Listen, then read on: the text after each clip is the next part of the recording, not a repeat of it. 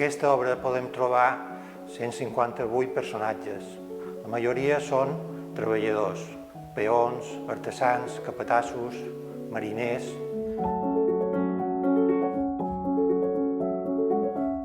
Però també hi trobam d'altres estaments socials, com burguesos, clergues o soldats.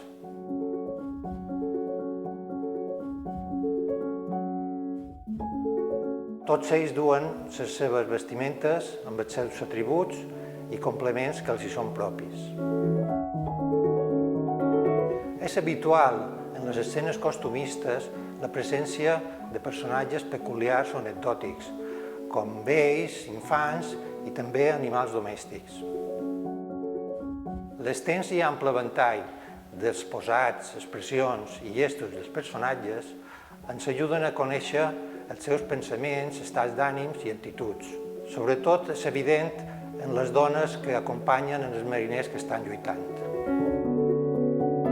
L'extraordinària capacitat d'observació i domini tècnic del pintor se demostra en el registre de quantitat de minúsculs detalls imperceptibles.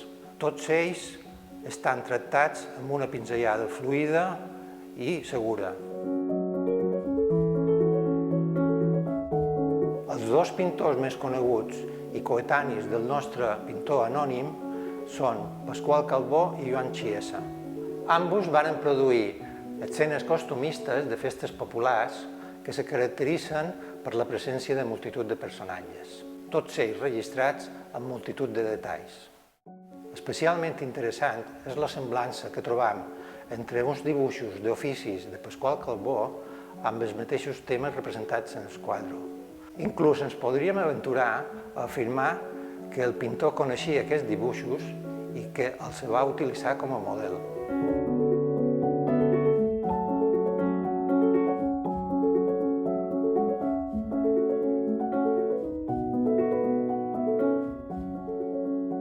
En Magatzem en esport es dona el fet que apareix una escena exterior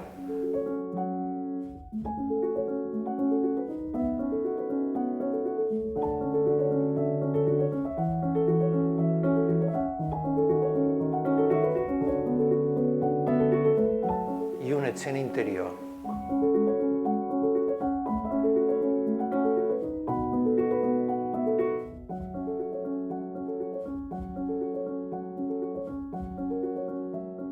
Per trobar alguns exemples d'aquest tipus d'escenes ens hem de remuntar a l'edat mitjana, concretament a les il·lustracions de feines del camp o dels oficis dels calendaris dels llibres d'hores. La pintura de gènere va aparèixer en el segle XVI amb el pintor flamenc Pieter Bruegel Sbey. En aquesta obra del seu fill podem veure algunes edificacions en les que s'ha suprimit la façana per poder contemplar els interiors quotidians.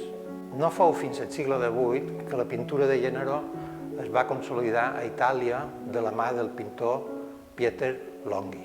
No obstant això, a diferència d'Holanda, els personatges d'aquestes escenes són nobles o burguesos. En aquesta obra tan peculiar de final del segle XVIII està representat un mercat d'una ciutat de Mèxic. Com en el nostre quadre, darrere un primer pla, ple de figures, apareixen unes tendes en les que podem veure perfectament els seus interiors. Serà fora de l'àmbit de la pintura, i concretament en el segle XIX, en les publicacions d'enciclopèdies, revistes o manuals, on trobarem il·lustracions que representen processos artesanals o mig artesanals.